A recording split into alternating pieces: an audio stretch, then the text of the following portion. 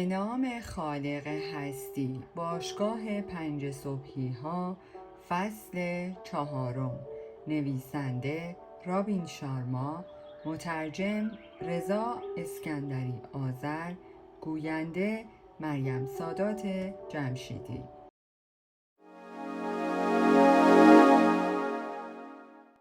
رها کردن حد متوسط و هر آنچه معمولی است. راستش بعضی روزها تا قبل از ساعت صبحانه به 6 چیز مختلف باور پیدا می کنم. لوئیس کارول، آلیس در سرزمین عجایب، مرد بی خانمان حین ور رفتن با دکمه شل پیراهن کهنه‌اش پرسید: تو یه نقاشی، درسته؟ هنرمند زیر لب گفت: آره، از اون هنرمندهای سرخورده. توی کارم خوبم ولی نه عالی. بی خانمان در حالی که لبخند رضایتمندی روی صورت داشت گفت: من کلی اثر هنری توی آپارتمانم توی زوریخ دارم. درست قبل از اینکه قیمت ملک سر به فلک بکشه یه واحد توی خیابون باشتراسه خریدم. یاد گرفتم خیلی اهمیت داره هر جا که میرم بالاترین کیفیت رو طلب کنم. اون یکی از برنده ترین حرکاتی بود که برای ساختن زندگیم انجام دادم. من توی کسب و کارم فقط اجازه ورود بازیکنهای برتر رو میدم، چون شما نمیتونید یک شرکت درجه 1 با پرسنل درجه 3 داشته باشید. ما فقط محصولاتی رو بیرون میدیم که بازار رو تکون میدن و با ارزششون هیته رو متحول میکنن. شرکت‌های سرمایه گذاری من فقط خدماتی رو ارائه میدن که از لحاظ وجدان کاری به مشتری هامون سود میرسونن. تجربه عالی رو برای مصرف کننده رقم میزنن و بین مشتری ها گروهی پیرو ایجاد میکنن که حتی توی تصورشون نمی گنجه. بخوان با کسی غیر از ما کار کنن و زندگی شخصیم اونم دقیقاً همینطوره. من بهترین غذاها رو میخورم، البته زیاد نمیخورم. اصیل ترین و تفکر برانگیز ترین کتاب ها رو میخونم. وقتم رو در هوشمندانه ترین و الهام بخش ترین فضاها صرف میکنم و از مسحور کننده ترین مکان ها دیدن میکنم. و وقتی کار به روابط فردی میرسه فقط خودم رو با افرادی محصور میکنم که اشتیاقم رو خوراک میدن، آرامشم رو بیشتر میکنن و شوق و ذوقم رو برای تبدیل شدن به یک انسان بهتر افزایش میدن. زندگی ارزشش بیشتر از اونه که بخوای با افرادی سر کنی که درکت نمی کنن، باهاشون ارتباط حسی برقرار نمی کنی. ارزشهاشون با تو فرق داره و استانداردهاشون از تو پایین تره. کسانی که ساختار ذهنی، احساسی، سلامتی و روحی متفاوتی با تو دارن. این مثل یک معجزه کوچیکه که افراد حاضر در دایره نفوذ و محیط ما با چه قدرتی روی میزان بهره‌وری و همینطور اثرگذاری ما روی زندگیمون تأثیر میذارن. کارآفرین خیره به موبایلش گفت: جالبه. بعد همانطور که نگاهش روی موبایل بود زیر لب به هنرمند گفت: ظاهراً میدونه از چی داره حرف میزنه. شبکه چروک‌های روی صورتش محو و آرام شدند. 2 دستبند نقره خوشفرم و ساده از مچ یکی از دستهایش آویزون بودند. روی یکیشون نوشته بود: نمیتوانم را به میتوانم تبدیل کن، و روی دیگری این عبارت حک شده بود: کار انجام شده از کار بی‌نقص بهتر است.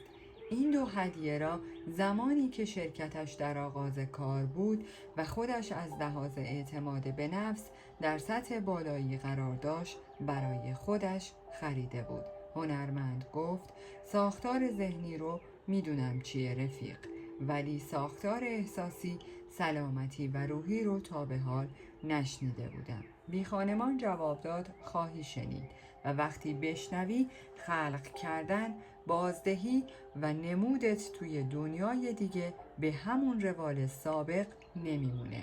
اینها مفاهیم جدی و انقلابی‌اند برای تمام کسانی که قصد دارن با کسب و کارشون امپراتوری تشکیل بدن و دنیا رو بسازن.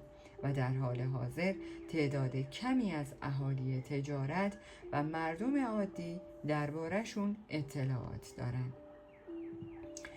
اگر داشتن تمام جنبه‌های مهم زندگیشون به سرعت رشد پیدا می‌کرد.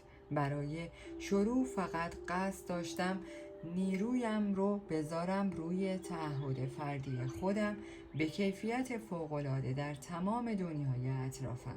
دنیای اطراف شما ادراکات، الهامات و اقدامات شما رو شکل میده. هنر به روح من خوراک میده. کتاب‌های عالی امیدم رو مستحکم میکنن. مکالمات غنی خلاقیت من رو چند برابر میکنن. موسیقی خوب قلب و روحم رو تعالی میده. دیدن مناظر زیبا روحیم رو تقویت میکنه. و تنها چیزی که برای دانلود کردن ایده های مبتکرانه و به یاد موندنی برای ارتقای یک نسل روی ذهنم لازم دارم یک صبح پر از حسهای مثبته و لازمه این رو هم بگم که ارتقای کیفیت زندگی بشریت فعالیت اصلی کسب و کاره که 5% شرکت‌های برتر انجامش میدن. هدف اصلی تجارت فقط ثروت اندوزی نیست. دلیل اصلی برای بودن توی این بازی اینه که برای جامعه مفید باشی. تمرکز اصلی من در کسب و کار خدمت رسانیه. پول، قدرت و پرستیژ فقط محصولات جانبی و گریز ناپذیرند که طی این مسیر توی زندگیم ظاهر شدن. وقتی خیلی جوان بودم یک دوست قدیمی و برجسته این روش عملکرد رو یادم داد. این روش وضعیت کامیابیم رو به کل متحول و آزادی فردیم رو چند برابر کرد و از اون موقع به بعد این فلسفه هنجار شکنانه در رابطه با کسب و کار روی تمام روش‌هام برای انجام امور سوار بوده. خدا رو چه دیدین؟ شاید یه روز مربیم رو بهتون معرفی کردم.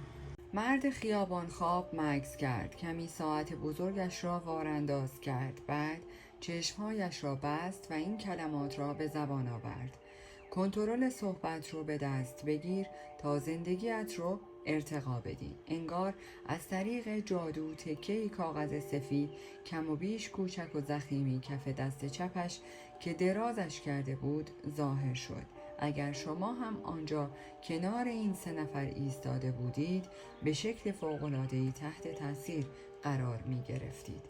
تصویر روی تکه کاغذ به این شکل بود. در این لحظه کارآفرین و هنرمند هر دو دهانشان از حیرت باز مانده بود و از قرار هم گیج هم مسحور شده بودند. بی خانمان این بار با لحنی شبیه همان آقای سخنران گفت: هر دوی شما یک قهرمان درون خودتون دارید. این رو وقتی بچه بودید میدونستید. یعنی قبل از اون که بزرگترها بهتون بگن که قدرت هاتون رو محدود کنید، نبوغتون رو با قل و زنجیر ببندید و به حقیقت موجود در قلبتون خیانت کنید. و ادامه داد: بزرگ سالها در واقع بچه هایند که رو به زوال رفتند. وقتی خیلی کوچکتر بودند یاد گرفتند که چطور زندگی کنیم. خیره شدن به ستاره ها وجودتون رو از لذت پر می کرد. دویدن در پارک بهتون حس زنده بودن میداد و دنبال کردن پروانه ها شادی رو در وجودتون به جریان می انداخت. آخ که چقدر پروانه ها رو دوست دارم. بعد از بزرگتر شدید یادتون رفت چطور انسان باشید. یادتون رفت چطور جسور، مشتاق، مهرورز و دیوانه‌وار زنده باشید. منابع ارزشمند امیدتون محو شدن.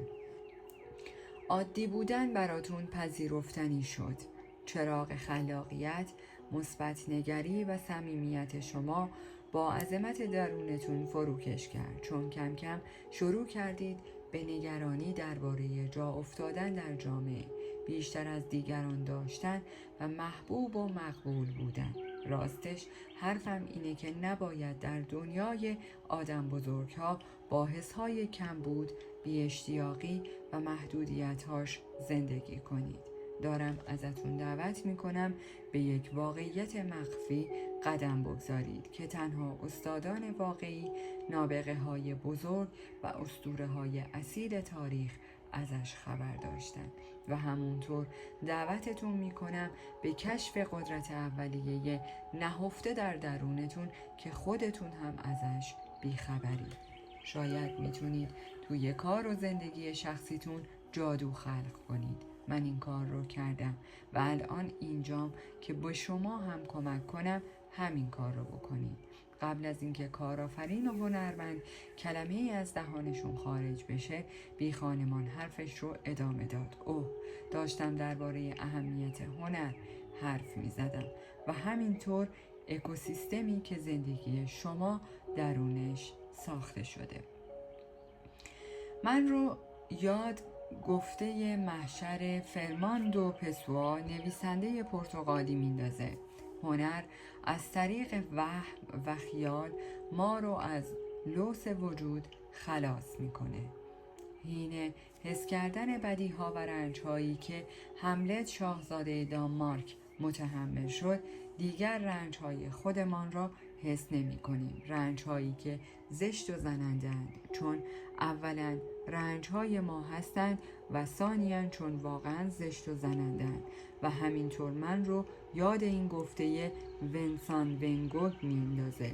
به شخصه هیچ چیز رو به قطعیت نمیدانم، اما با دیدن ستاره ها به رویا پردازی میافتم. بی خانمان آب دهانش رو محکم قورت داد. نگاهش دو زد. با دست پاچگی گلویش را صاف کرد. رفقا، من چیزی از سرم گذشته.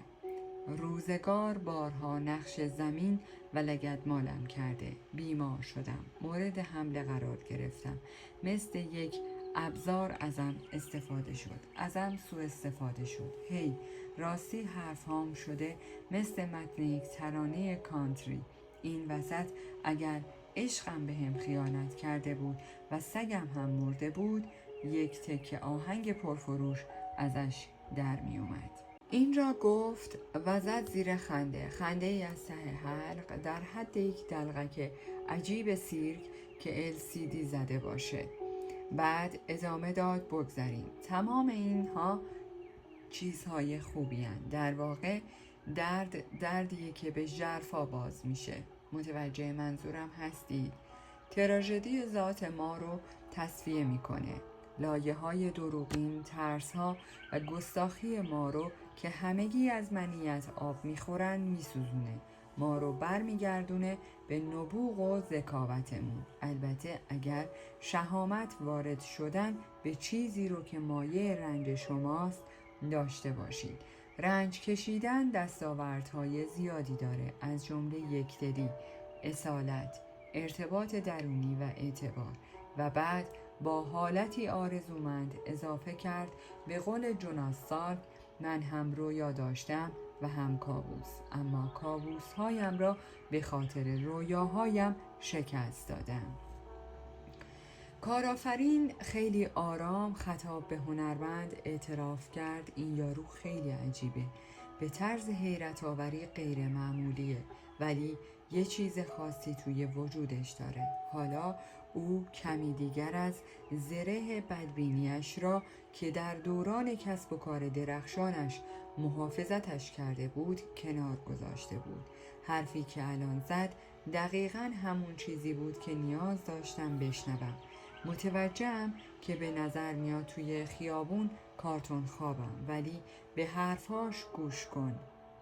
بعضی وقتها مثل یه شاعر حرف میزنه. چطور ممکنه اینقدر سخنور باشه؟ این تفکر ژرف رو از کجا آورده؟ و اون دوست قدیمیش که میگه تمام این چیزها رو یادش داده کیه؟ این مرد یه نوع گرما و صمیمیتی داره که من رو یاد پدرم میندازه. هنوزم دلم براش تنگ میشه. اون محرم اسرارم بود، حامی شماره 1 من بود و همینطور بهترین دوستم. روزی نیست که بهش فکر نکنم. هنرمند رو به غریبه عجیب کرد و گفت خیلی خوب. ازم پرسیدی از کجای اون سخنرانی بیشتر خوشم اومد. قطعاً از اون قسمتی خوشم اومد که سخنران درباره اعتقاد نامه جنگجوهای قوم اسپارت گفت. هر کس حین تمرین بیشتر ازش عرق بریزه، در میدان نبرد کمتر ازش خون میریزه. و همینطور از اون قسمتی که گفت پیروزی در اون ساعات صبح زود اتفاق میفته که هیچ کس شاهد تلاش شما نیست و بقیه همه خوابن. آموزه هاش درباره ارزش یه برنامه صبحگاهی عالی واقعاً بی‌نظیر بودن. کارآفرین نگاهی به موبایلش انداخت و وقتی آنچه را شنیده بود درک کرد گفت من چند تا نوت عالی از حرفاش برداشتم، اما این قسمت های با ارزش رو از قلم انداختم. بی خانمان با لحنی خردمندانه گفت ما فقط چیزهایی رو میشنویم که آمادگی شنیدنش رو داشته باشیم. تمام آموزه ها دقیقاً در مقطعی به ما میرسن که در مدار مربوط بهشون قرار میگیریم و هرچه به عظمتمون اضافه بشه مسائل رو بهتر درک میکنیم. ناگهان صدای سخنران به بلندی شنیده شد. چشمهای مرد بی خانمان به بزرگی تاج محل به نظر می آمدند. پیدا بود که از شنیدن آن صدای معروف به شدت غافلگیر شده است. در جستجوی منبع صدا رو برگرداند. قضیه به سرعت روشن شد.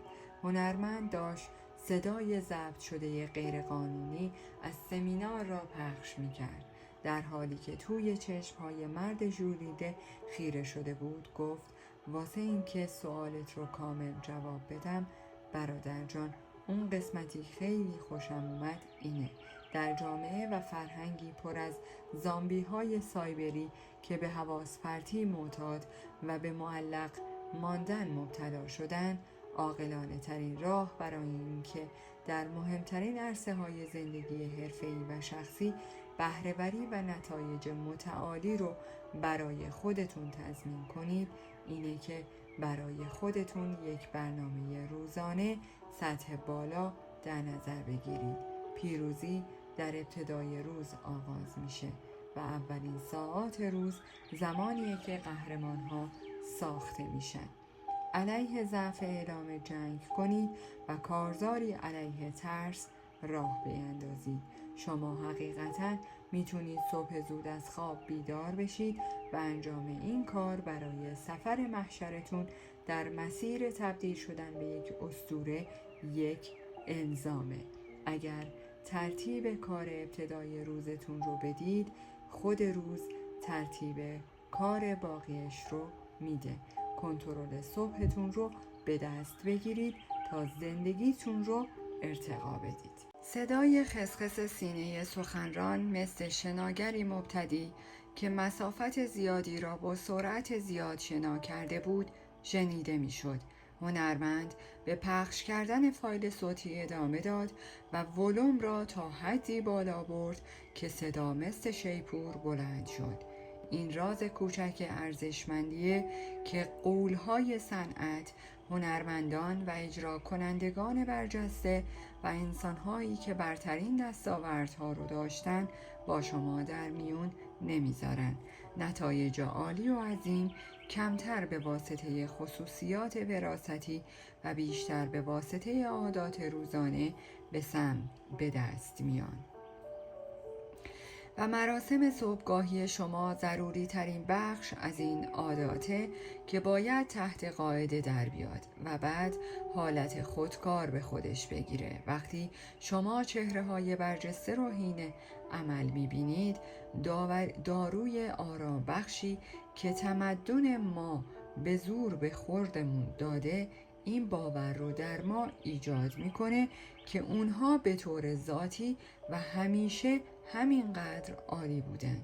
این باور رو در ما ایجاد میکنه که اونها همونطور استثنایی به دنیا اومدن، در حالی که حقیقت اینجاست. ما در حال حاضر اونها رو در کامل ترین نسخه خودشون و بعد از سالها دنبال کردن فرایند رشد میبینیم.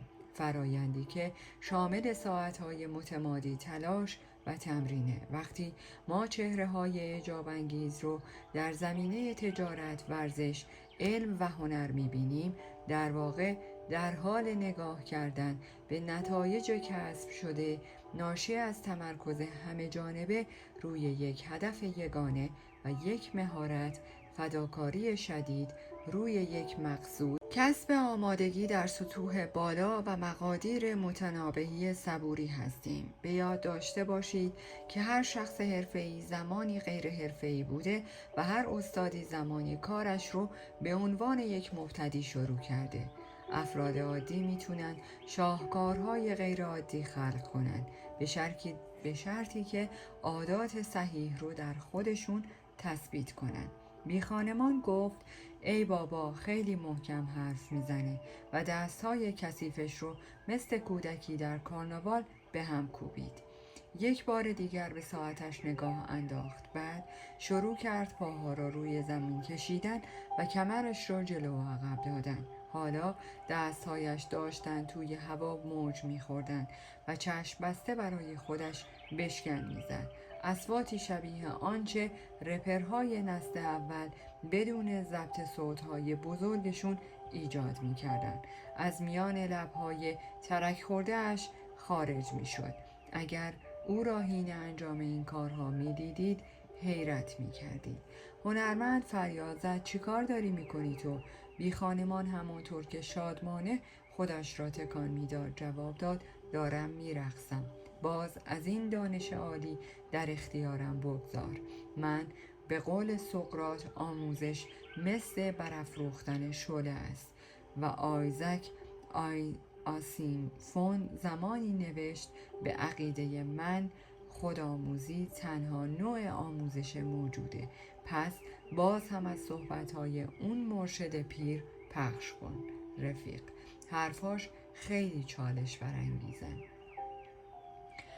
هنرمند دوباره دکمه پخش رو زد. در مقابل این دنیا که قصد داره سلطه و اربابی زندگیتون رو ازتون بدزده سخت مقاومت کنید. دنیایی که میخواد شما رو با عوامل حواس پرتی وسوسه کنه، دنیایی که میخواد بین مردم جنون دیجیتال راه بندازه، توجهتون رو برگردونید روی قله‌های اشتیاق مستمر و بالقوه برای رسیدن به تجلی واقعی.